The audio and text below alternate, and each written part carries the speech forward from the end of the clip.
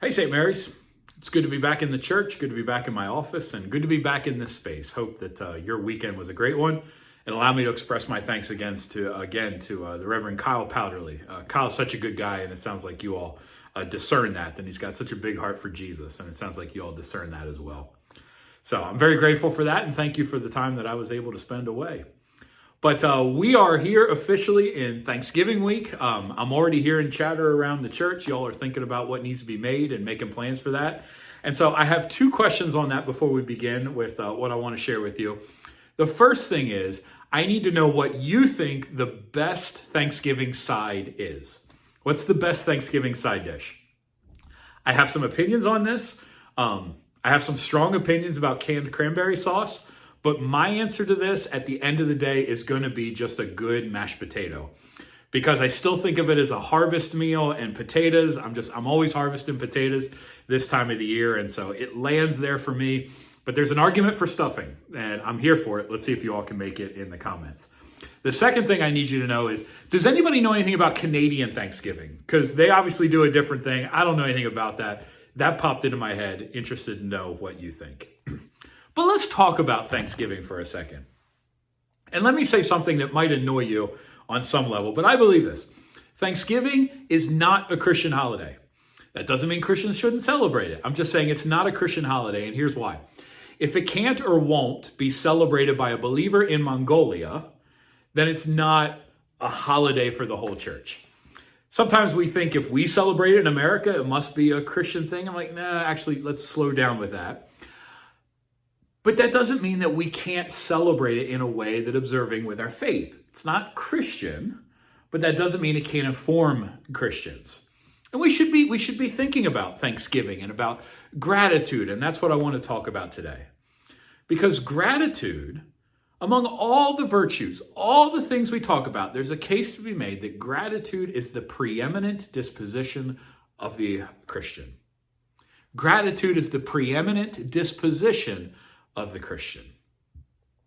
And we know this because every time God does something in the life of a person, when God's presence is made manifest in a person, the response is always gratitude. Think of it scripturally. Abraham, Moses, David, Mary, Peter, Paul, you name it. God does something in their life. God does something powerful, whether it's a burning bush or the Red Sea or being anointed to the king or being blessed with a child. Whatever it is, when God does something in the life of a believer, what comes out of that person is always and everywhere gratitude. And you can think of it in your own life. When you have experienced the presence of God, what has come out of you, I guarantee, is gratitude. Gratitude is the very human response to God's presence in our lives.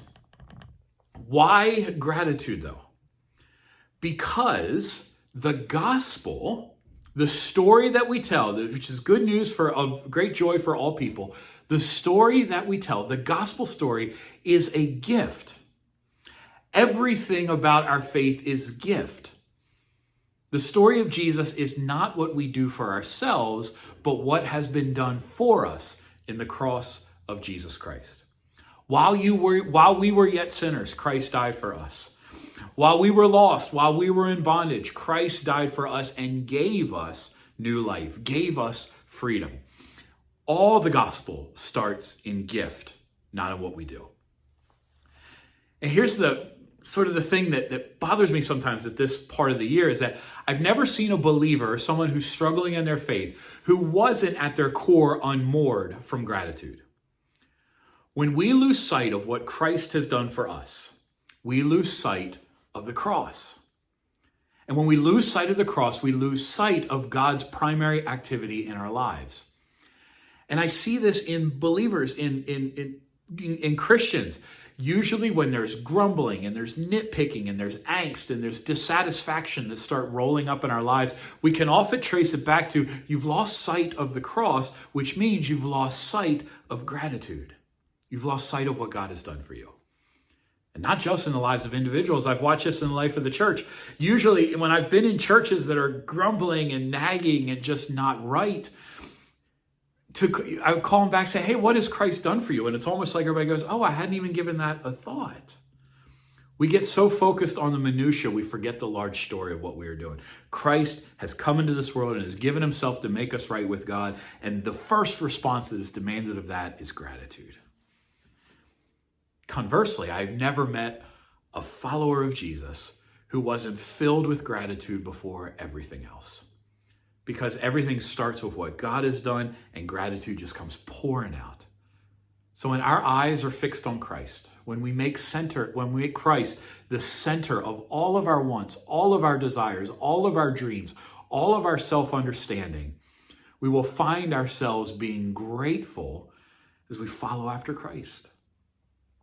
And when we're grateful in our own lives, we find ourselves being grateful in all kinds of situations, grateful in our challenges, grateful in our sorrow, not to ignore the struggles that we have, but gratitude is deeper than all those things because the story of Christ is deeper than all those things. When our eyes are fixed on Jesus, we are grateful. And when we are grateful, we walk through this world with a lighter step. The scriptures are full of calls to be grateful. Psalm 95, let us come into his presence with thanksgiving.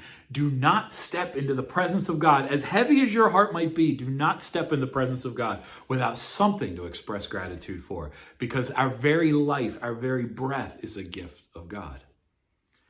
1 Thessalonians says, give thanks at all times. At all times, even in the hard times, give thanks. It is good for your soul. And Psalm 9 says, I will give thanks with my whole heart. So here's the question I have for you all today. Do you give thanks to God with your whole heart? And let me speak plainly. Some of us got to dig deeper. Some of us, we sort of hold on to a faith, but we got a lot of griping that we're doing. And some of us need to do the deeper work of digging deeper, digging into the gospel story, understanding what Jesus has done for us, and letting that gratitude naturally come up and out of that work. And this week might be a good week to do that. Get yourself into a quiet spot. Get rid of the distractions. Get rid of the Black Friday ads, which are anything but gratitude. Get rid of everything that is swirling around and spend some time exploring inside your own soul what Christ has done for you. And do not leave that space until Christ stirs something powerful in you, because it is there.